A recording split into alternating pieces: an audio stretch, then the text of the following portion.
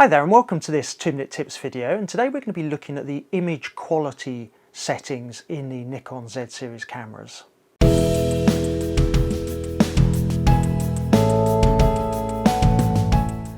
In a previous video we looked at the image size settings in the Nikon Z series, and that really dictates what the image dimensions are and the number of pixels captured.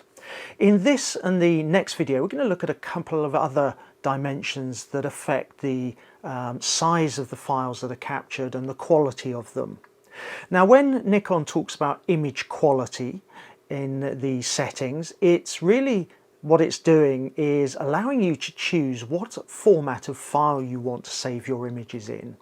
Now, you'll find this setting in the photo shooting menu, and it's the fifth one down, and when you go into there you'll see a number of different options for NEF, RAW files, JPEGs and TIFFs, and a combination of the different file types.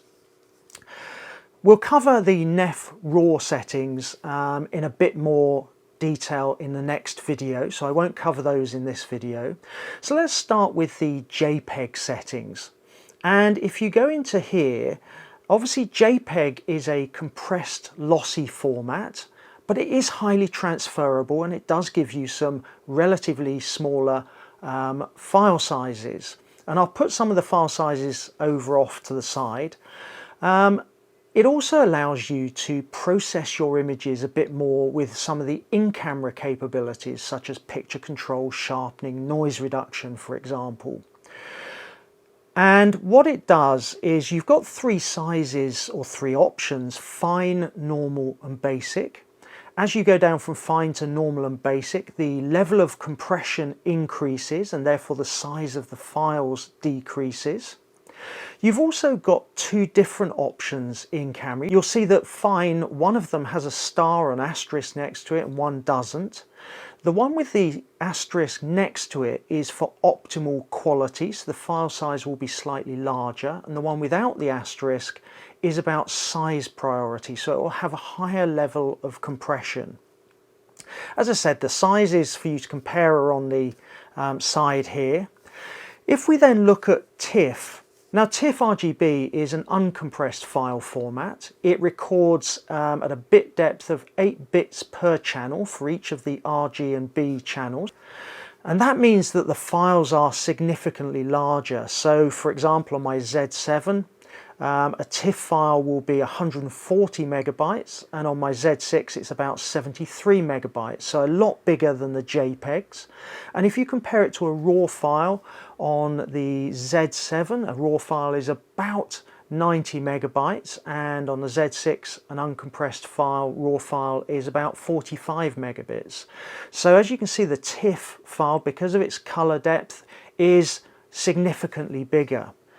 So as I say, if we exclude RAW files, which we'll cover in the next video, when might you use these two different formats? Well, TIFF, because it's uncompressed and has a very high bit depth, can be useful if you want to be really forensic. You want to shoot an image, you want to take it out of the camera, you don't want to do any post-processing, and you want to be able to say, this is the image that was captured and it's as it came out the camera. Then TIFF is probably the way to go, and you'll be willing to take the larger file sizes for that forensic capability, that ability to say this is forensically correct. JPEG, on the other hand, has a very wide set of use cases.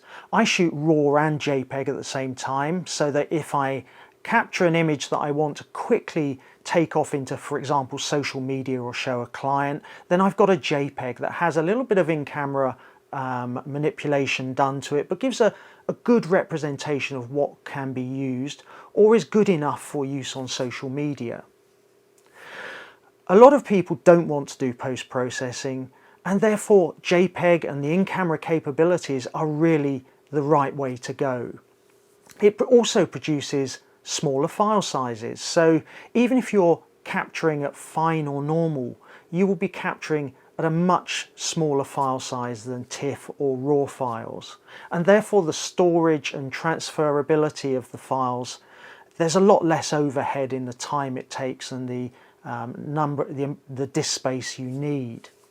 Equally, if you're trying to shoot high-speed images, so dance for example, or sport, then a smaller image size will allow you to shoot many more images before the buffer fills up, which is a bit of a challenge on the Z7 and Z6.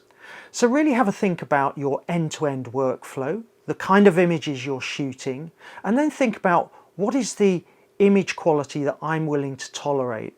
Now, because of the nature of the images I shoot, I tend to shoot the best possible quality for the trade-offs that I'm going to make in my end-to-end workflow, because I never know how good post-processing is going to get in the future, and therefore if you've got a really good quality image, you may be able to do more with it in the future than you can today. And that's the trade-off I make in my workflow. Let us know in the comments below, what do you shoot in terms of JPEG or TIFF? When have you found TIFF useful, for example? It'd be great to understand what you're doing. I hope you've enjoyed this video. If you did, hit subscribe, hit the notification bell and you'll be notified of future videos. And as always, I look forward to seeing you in a future video.